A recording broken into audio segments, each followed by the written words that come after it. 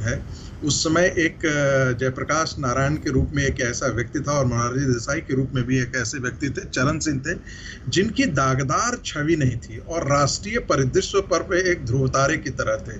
तो ये कहना कि आज के दिन में यदि उनकी तुलना करें तो मुझे नहीं लगता है कि विपक्ष की नैतिकता के मापदंड पर रखें या उनकी क्रेडिबिलिटी का मापदंड रखें। किसी भी मापदंड पर विपक्ष में एक भी ऐसा नेता नहीं है जिसकी राष्ट्रीय फलक पर उसकी एक राष्ट्रीय छवि हो। वीपी सिंह की बात करते हैं तो वीपी सिंह भी 1 साल तक पूरे देश में करप्शन के विरुद्ध के एक उनकी छवि उभर करके आई थी। मैं बहुत अच्छी तरह जानता हूं कि सारे देश के विश्वविद्यालयों में, कई विश्वविद्यालयों में वो गए, सारे राज्यों में गए, एक क्रूसेडर के तौर पर उनकी छवि बन करके उभर करके आई थी। और विपक्षी पार्टियों में जो आपस में भी सहमति नहीं थी, उनका भी वो नेता कहा जाता है कि लेफ्ट और राइट दोनों के वो सहमति से वहां पर आकर के खड़े हुए। अभी हम यदि देखते हैं, अभी वर्तमान परिदृश्य में हम देखते हैं तो एक हालात होती है, क्या कोई भी किसी को नेता स्वीकार करने के लिए तैयार है? क्या शरद पवार जी ममता बनर्जी को तैयार हो जाएंगी नेता बनाने के लिए?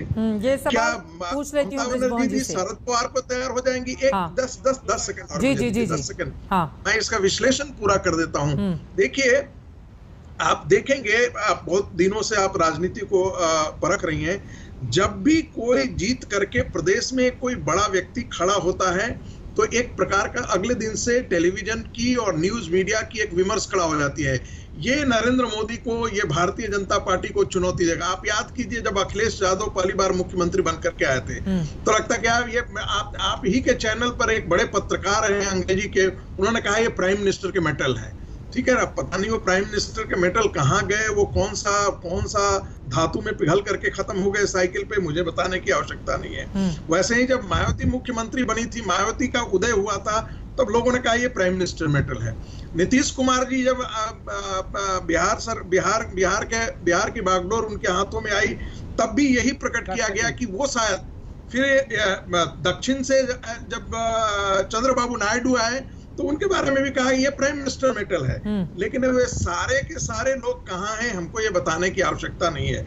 मुझे लगता है कि अभी भी ममता बनर्जी जी ने जो कहा है कि हम 2024, ये सब आपस में लड़ेंगे, लेकिन इनकी हालत अभी सही एक ने कहा, इनकी बेन की हालत है। मैं आ सकता हूं कोई अपना कुएं से बाहर बड़ी बात आपने कही है मनोजीत मंडल, आप जवाब दीजिएगा, लेकिन ब्रजमोहन श्रीवास्तव जी से पूछ लेती हूँ। समय दे दिया ब्रजमोहन जी, आप ये बताइए, शरद पवार जी को ममता बनर्जी का चेहरा क्या स्वीकार है? सीधा सवाल उन्होंने पूछा है।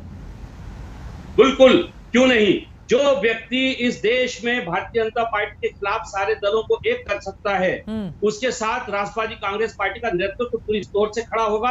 और आज